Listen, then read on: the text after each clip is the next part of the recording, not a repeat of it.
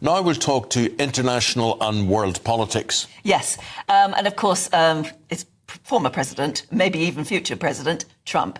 He's made his first campaign appearance since last week's attempted assassination.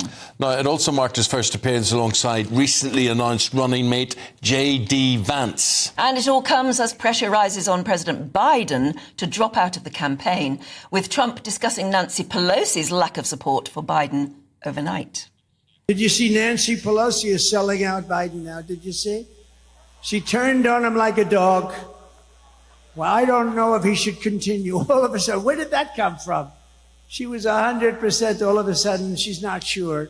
Not sure means he's gone. Well, I'm delighted to say joining us in the studio this morning, former diplomat under George W. Bush, Professor Colleen Graffy. Colleen, lovely to see you. Normally, we're talking to you down the line. You're in the USA. Yeah, what are you doing in Britain? Other. It's wonderful to be here for an English summer. Yeah. Oh, yeah. Well, I'm so glad we could lay one on for you. Been brilliant. Yeah. So what is going on in the States at the moment? Is anything going to be done about President Biden? And aren't they just giving it away to President Trump? Well, the situation is like a Netflix cliffhanger, because within 1 hour we're heard he's going to be gone this weekend. And now his team tells us that Biden will be campaigning next week. And the view is that perhaps he is considering stepping down from running, but he does not want to give Bibi Netanyahu, the Prime Minister of Israel, the satisfaction of coming to Washington, D.C. as Biden is on his way out. So there's a meeting in the Oval Office tomorrow, I believe it is, with President Biden. And the thinking is perhaps he waits until after that meeting before making a final decision. Colleen, we are interested observers, foreigners looking at your situation. Are we deluded, or do you look at Biden and you think, if I was family, if I was a friend of this man, I would have to say, Joe, are you sure? Because we have our doubts. Yes, many have likened it to a beloved grandfather in the family who is continuing to drive, and the family are wanting to take the keys away. It's a matter of pride.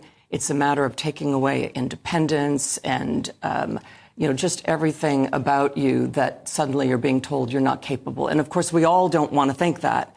And so, is that a vote loser? I mean, people talk about age and whatever.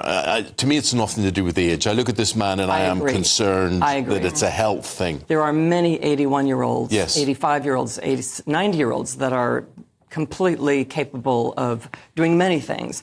But what we're seeing, and perhaps it's this third time he's had COVID, that it's just causing some problems. I believe we've come to the conclusion that it's not Alzheimer's or dementia, because you can't hold a 90-minute debate if you had that. But he have reaction issues and an inability to be able to express himself. The NATO conference that he gave, sharp, quick, great mastery of foreign policy. So again, this is why we don't think it's something serious, but it's enough to hamper him. Well, maybe it's not something immediate. I think it is something serious, but not when it manifests itself. Does it manifest itself 2 years into his presidency or whatever? Exactly. Mm-hmm. Yeah, I mean, there are even worries about the fact that if he's not deemed fit to run for the next 4 years, is he fit enough to actually be running for the next 4 months? I mean, it's beginning to grow, this sort of, this talk about, this narrative that there is something seriously wrong.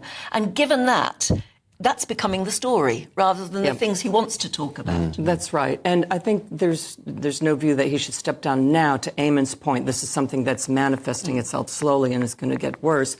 But he needs to make a decision fast, because the opposition, the Trump campaign, are trying to define Kamala Harris now. You'll notice they're not spending any money on campaign ads against Biden. That's how how questioning they are that Biden is actually going to be the candidate. And they're starting to define Kamala Harris. So it's very important, if Biden cares, and he says he does, about the future of democracy in America and that Trump is a threat, he needs to give every chance to the campaign for the for the Democrats successor to win. Yeah. Tell me this, Colleen. What do you make of Kamala Harris? Well, she's not had the best press so far. She was a prosecutor, as we know, in California and the Attorney General.